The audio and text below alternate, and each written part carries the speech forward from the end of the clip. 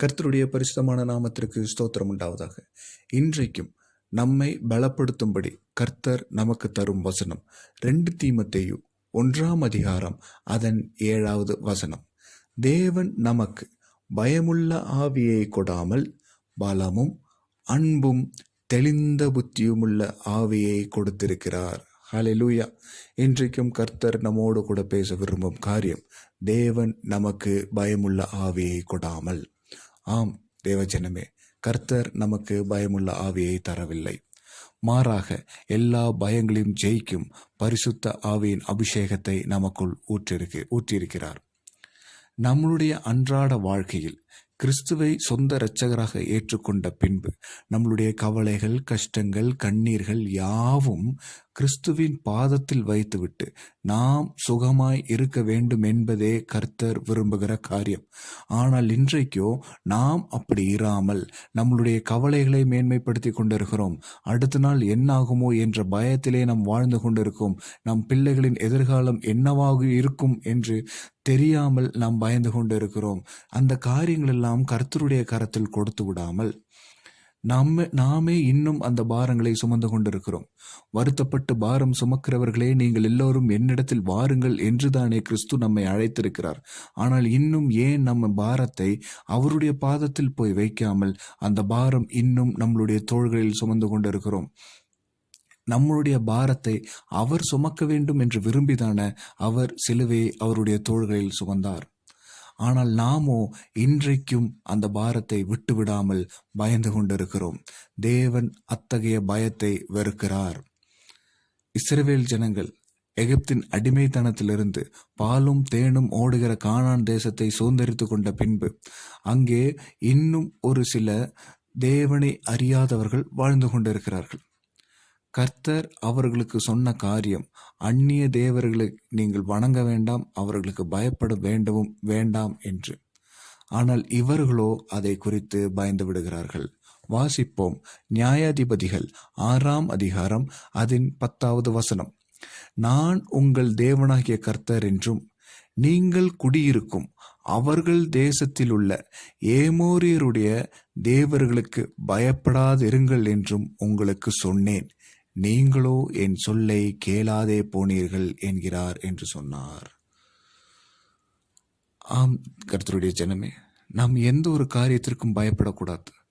அவர்களோடு இருப்பவர்களை பார்க்கலாம் நம்மோடு இருப்பவர் பெரியவர் என்று விசுவாசம் நமக்குள் இருக்க வேண்டும்.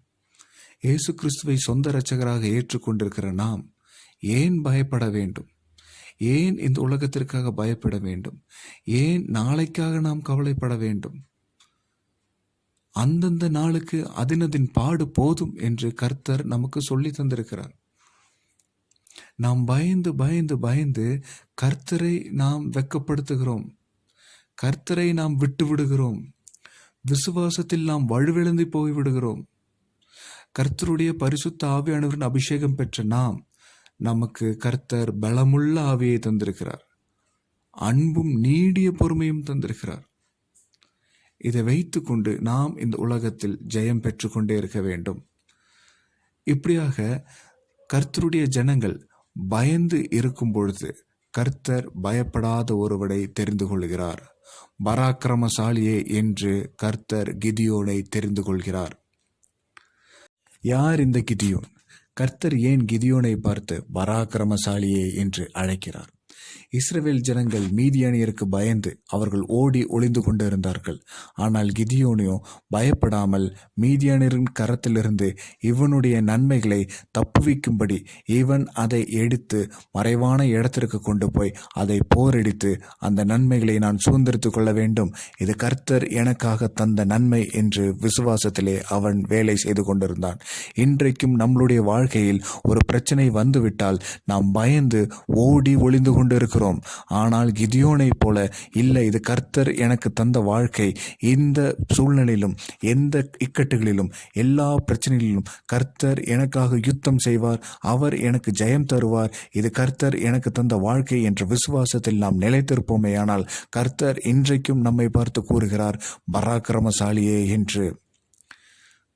கிதியோனுக்கு கர்த்தர் மேல் பக்தி வைராக்கியம் அதிகம் இருந்தது. கர்த்தருடைய தூதனானவர் அவனுக்கு தரிசனமாகி பராக்கிரமசாலியே என்று அழைக்கும்போது கர்த்தர் உன்னோடு இருக்கிறார் என்று கூறும்போது அவன் சொல்றான், இல்லை, கர்த்தர் என்னோடு கூட இருந்திருந்தா, எங்களோடு கூட இருந்திருந்தா இந்த மீதியானியர்களை ஏன் கர்த்தர் எங்களுடைய நிலத்திற்குள் அனுமதிக்கிறார்? அவர் எங்களுக்காக யுத்தம் செய்து எங்களுக்கு ஜெயம் தந்திருக்க மாட்டாரோ? இஸ்ரவேல் ஜனங்களை எகிப்திலிருந்து வழிநடத்தி வரும்பொழுது செங்கடலை பிளந்து வழிநடத்தி வந்தவர், எரிகோ மதிலை தகர்த்து வழிநடத்தி வந்தவர், யோர்தானை கடக்கும்படி கிருபை தந்தவர், இன்றைக்கு ஏன் இந்த மீதியானியரை எங்களுக்கு அனுமதித்தார் என்று கிதியோன் தேவனை பார்த்து கேட்கிறான். இன்றைக்கும் நம்மளுடைய வாழ்க்கையில் அநேக முறை கர்த்தர் எத்தனையோ செங்கடல்களையும் யோர்தானுகளையும் கடக்கச் செய்தவர், இன்றைக்கு ஏன் இந்த துயரத்தை நம்மளுடைய வாழ்க்கையில் அனுமதித்தார் என்று கேட்டால் நம்மளுடைய பயத்தின் நிமித்தமே. மீதியானியர்கள் உலகத்தார்கள் ஒன்றானவர்கள். மீதியானியர்கள் நம்மளுடைய பிரயாசத்தை எடுத்து போகும்படி வருகிறவர்கள். நாம் அதிகம் பிரயாசப்பட்டு இன்றைக்கும் ஒரு நன்மையும் நம்மால் சுதந்திரித்து கொள்ள முடியவில்லை. இவ்வளோ கஷ்டப்பட்டு சம்பாதிக்கிறேன், ஆனால் ஒன்றும் கையில் தங்க மாட்டேங்குது அப்படின்னு இன்றைக்கு நாம் சொல்லி கொண்டு இருப்போமே. ஆனால் கர்த்தர் மீதியானியர்களை நம்மளுடைய வாழ்க்கையில் அனுமதித்திருக்கிறார். எதற்கு இதை அனுமதித்தார்? நம்மளுடைய பயத்தின் நிமித்தம். நாம் எதற்காக ரொம்ப பயப்படுறோமோ அந்த பயத்தின் நிமித்தமே எல்லாம் இதை அனுமதித்திருக்கிறார். ஒருவேளை நம்ம பயப்படாம நான் இயேசு கிறிஸ்துவால் மீட்கப்பட்டவன் என்று தைரியத்தோடு நின்றிருந்தோம்னா இந்த பாரம் நமக்கு வந்திருக்காது. இந்த மீதியானியரை கர்த்தர் நம்மளுடைய எல்லைகளுக்குள் அனுமதித்திருக்கவே மாட்டார். கர்த்தருடைய வேலை செய்வதற்கென்று நம்மை தெரிந்து கொண்டிருக்கிறார் என்றால், கிறிஸ்துவின் ஜனங்களாக நம்மை தெரிந்து கொண்டிருக்கிறாரே என்றால், கிறிஸ்துவின் இரத்தத்தாலே கழுவப்பட்ட ஜனங்களாக நம்மை மாற்றியிருக்கிறாரே என்றால் நாம் எதற்கும் பயப்படக்கூடாது. எந்த மீதியானியரையும் கண்டு பயந்து விடக்கூடாது. பயந்து நம்மளுடைய வாழ்க்கையை விட்டு புலம்பக்கூடாது. நாம் அவர்களுக்கு எதிர்த்து நிற்க வேண்டும். பயத்தை எதிர்த்து நிற்க வேண்டும். அப்படி பயத்தை எதிர்த்து நிற்கும்போது கர்த்தர் மீதியானியர்களின் மேல் ஜெயத்தை நமக்கு நிச்சயம் தருவார். எனவே நம்மளுடைய வாழ்க்கையில் பயப்படாமல் இந்த உலகத்திற்கு எதிர்த்து நிற்போம். இந்த உலகத்தில் உள்ளவைகளுக்கு எதிர்த்து நிற்போம். நம்மளுடைய எதிர்காலத்தை குறித்து பயப்பட வேண்டாம். அது கர்த்தரின் கரத்தில் அல்லவோ இருக்கிறது. நம்மளுடைய வாழ்க்கையை குறித்து பயப்பட வேண்டாம். அது கர்த்தருடைய கரத்தில் அல்லவோ இருக்கிறது. எம்மட்டும் ஜீவனை தந்து வழி நடத்தினார் அல்லவா, இனிமேலும் நடத்த மாட்டாரா? இன்னும் கொஞ்ச காலம்தான் கிறிஸ்துவின் வருகை. அதுவரைக்கும் கர்த்தர் நம்மை பாதுகாக்க மாட்டாரா? எதற்கு நாம் பயப்பட வேண்டும்? ஒருவேளை இன்றைக்கு அதிகமான கடன் பாரங்கள் இருக்கலாம். பயப்படாதீங்க. ஆண்டவர்கிட்ட விசுவாசத்துடன் கேளுங்க. மீதியானியர்கள் கரத்திற்கு இஸ்ரவேல் ஜனங்களையும் வழிநடத்தின தேவன், தப்புவித்த தேவன் நம்மை வழிநடத்த மாட்டாரா? தப்புவிக்க மாட்டாரா? 2000 ஆண்டுகளுக்கு முன்பாக கல்வாரி சிலுவையில் ஜெயம் எடுத்தவர் இன்றைக்கும் நமக்காக பரிந்து பேசி கொண்டிருக்கிறார்.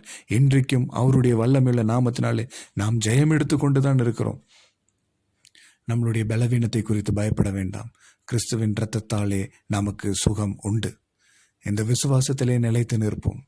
எதை குறித்தும் கவலைப்படாமல் எல்லாவற்றையும் ஸ்தோத்திரத்துடனே கூடிய விண்ணப்பங்களோடு கர்த்தருக்கு தெரியப்படுத்துங்கள். கர்த்தர் தாமே நம்மளுடைய காரியங்கள் எல்லாம் வாய்க்க பண்ணுவார். நாம் கவலைப்படாமல் கர்த்தருக்கு காத்திருப்போம். கர்த்தருடைய ராஜ்யத்தை சுதந்திரித்துக் கொள்வோம். கர்த்தர் தாமே இந்த வசனங்களை ஆசீர்வதிப்பாராக. ஆமேன், ஆமேன்.